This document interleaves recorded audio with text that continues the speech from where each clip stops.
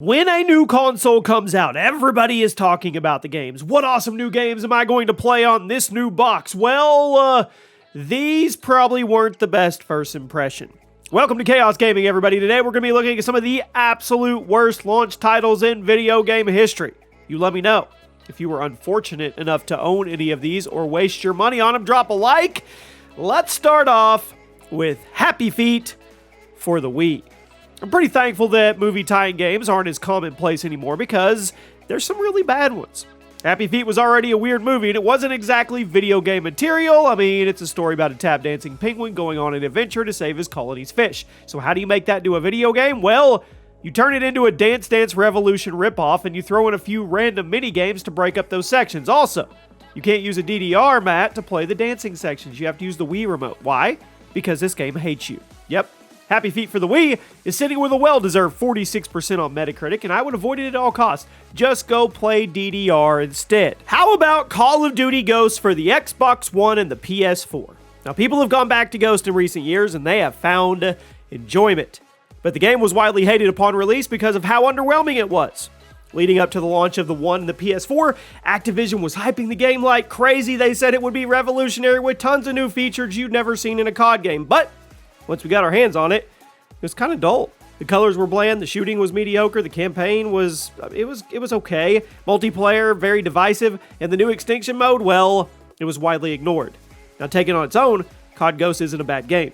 But when compared to previous COD titles, it was a huge step backwards. I mean, this is the game that came out after Black Ops 2 and Modern Warfare 3. Yeah, that's rough. Next up, speaking of rough, Street Fighter the movie. The game for the PS1. That's the title. Street Fighter the movie, the game. Remember that? Do you remember this? It was based off the movie. It was based off the movie that was based off the Street Fighter game. Now, I don't understand it. The original Street Fighter games were colorful, fast, stylish. Then there was a Street Fighter movie, which was super cheesy and over the top, but it was a good time. Then Capcom decided to use the Street Fighter movie actors to make a Mortal Kombat clone and release it as a new Street Fighter game. I can't make it any less confusing. Street Fighter the movie, the game, was released in arcades in '95. Then a few months later, there was a slightly different version released for home consoles as well as a launch title for the PS1. Visuals, they were good for the time, but the gameplay was ripped apart. I mean, bugs, long loading times, extremely unresponsive controls, which is the exact opposite of why people like Street Fighter in the first place. Street Fighter the movie, the game, is one of the most bizarre things to ever come out of Capcom's warehouse. And frankly, I think they need to shove it back in there and throw away the key. How about Rabbids Land for the Wii U? Does anybody remember the Rabbids? They definitely overstayed their welcome.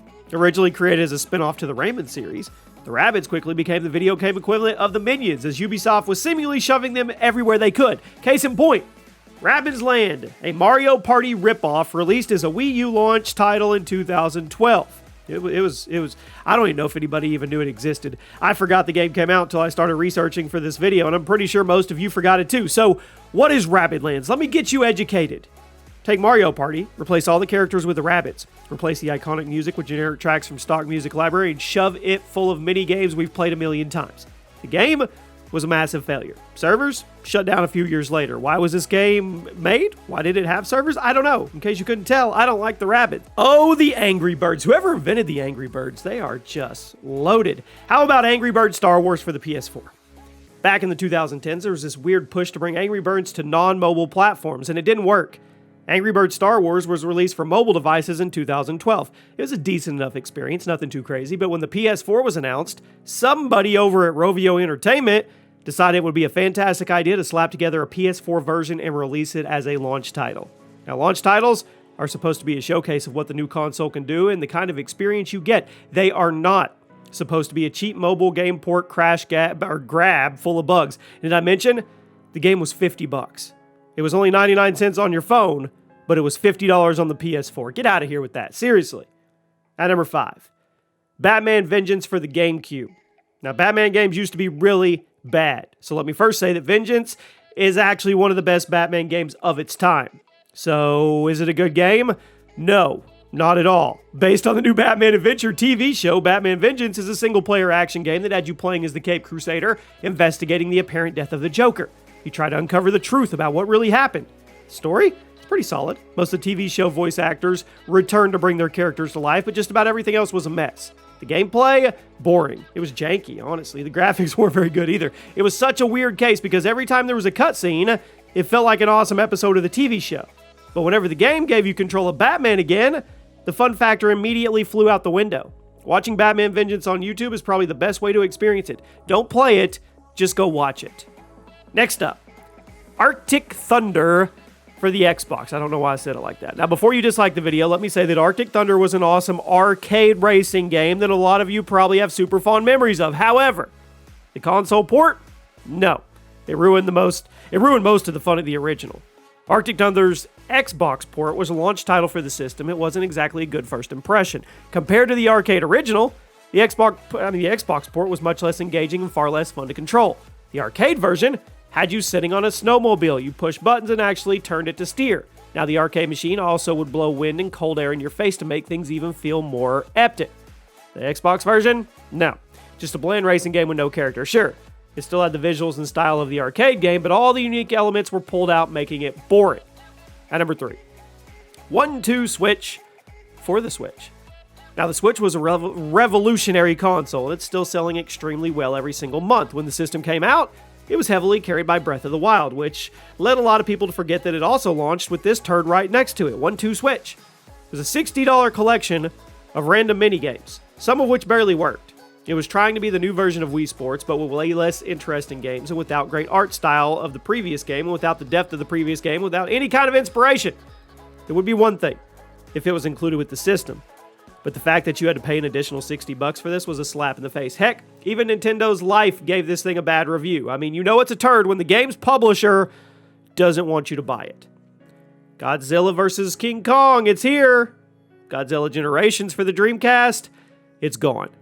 Godzilla games are incredibly hit or miss, honestly. I don't know if we've ever gotten a truly great one. If you're looking for at least one decent Godzilla experience, maybe avoid Godzilla Generations. Released as a launch title for the Dreamcast, this game had you playing as various giant monsters and wreaking havoc on the various cities. It sounds like fun. Yes, nice little power fantasy. Unfortunately, the gameplay was horrible. The developers tried to make the monsters look and feel like the one in the movies, which meant you moved painfully slow, made the game feel super unresponsive, and it took forever to make your monster do anything. And this also meant if you started getting attacked by an enemy, you basically had to sit there, take the damage for a few seconds while your big fat monster turned around and started blocking. The entire game was basically just a walking in a straight line and eventually turning to get out of the way of something. It was ripped apart by everybody. But at number 1 today, the worst launch title of all time goes to Fighter Within for the Xbox One. Yep.